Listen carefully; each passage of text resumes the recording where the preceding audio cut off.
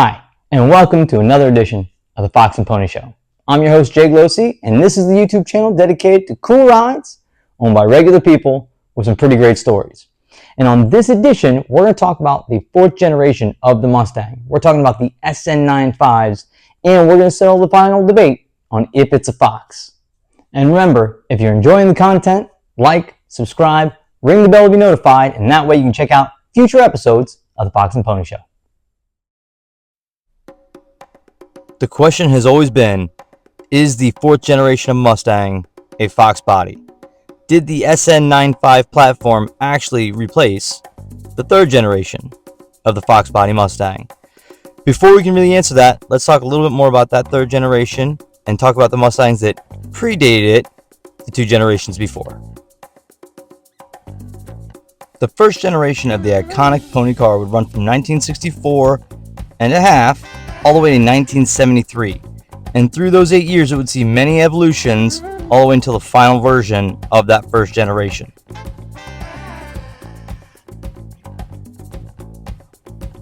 The second generation of the pony car, or the Mustang II, would be built off the Ford Pinto and help the Mustang get through the malaise era. It would have a very long run from 1974 to 1978.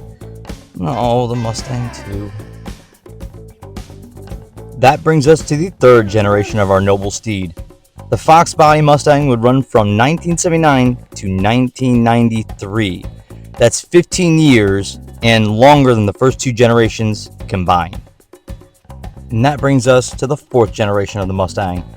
This would debut out in 1994, and it would run for another 10 years, going all the way to 2004, making it the second longest running style of the Mustang. How incredible for the fourth generation. And now that we've looked at the four generations that lead up to the SN95 and their first and final versions of, we can really debate on, is the SN95 a Fox or not? And why is this even a debate, you may be asking? So the reason for the debate is because in 1982, Ford was telling you that the Boss was back, really pushing that the Boss 302 was bringing the prestige and the legacy back to the pony car brand. But in truth, and in secret, Ford was sneaking around with Mazda using the MX-6 to build the future brand of the pony car. That means that the fourth generation, or the SN, which is Sporty North American Mustang, will be built off a front-wheel drive Mazda. The Ford buying public would not have that, and those cars would come out in 1987 as the Ford Probe. With two different generations, these were cool cars all on their own. They sold great, they were a lot of fun to drive, and I kind of secretly always wanted to own one, especially one of those second generations. That's a cool car, I don't care who you are. But is that a Ford Mustang? No. No, no, no. No, no, no. No. And as cool as the Probe was, the fact that it just isn't a Mustang left Ford rushing around to redesign their 10-year-old thoroughbred. So they came up with a whole bunch of new designs on what would be called the Fox 4 platform. They took the Fox body Mustang, they took the old platform, and what they did was they reworked it. They added in the 5 lugs, all disc brakes around, and they made a much more simple body styling. They came up with 3 versions: the Bruce Jenner, that is what that's called. They also had the Rambo, because it's your worst nightmare. And the Arnold Schwarzenegger, yeah, which would go to be the winner, yeah.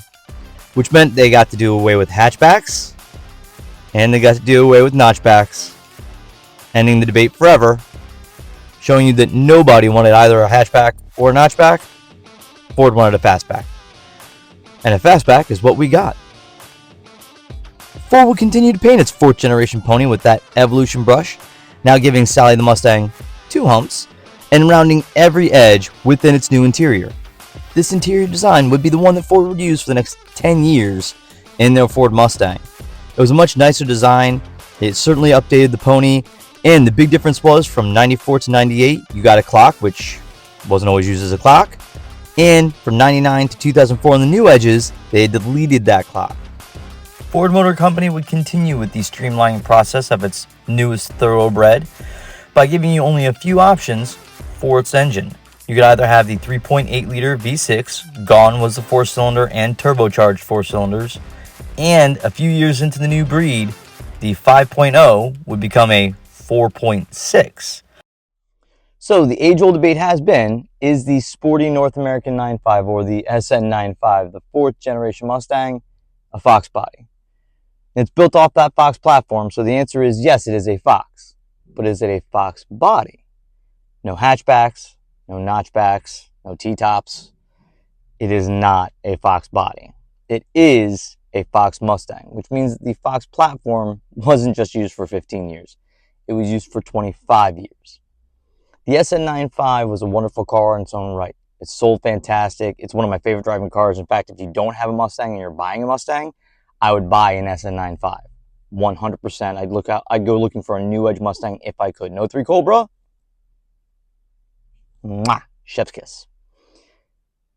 But are they Fox bodies? No. Are they iconic? Without a question.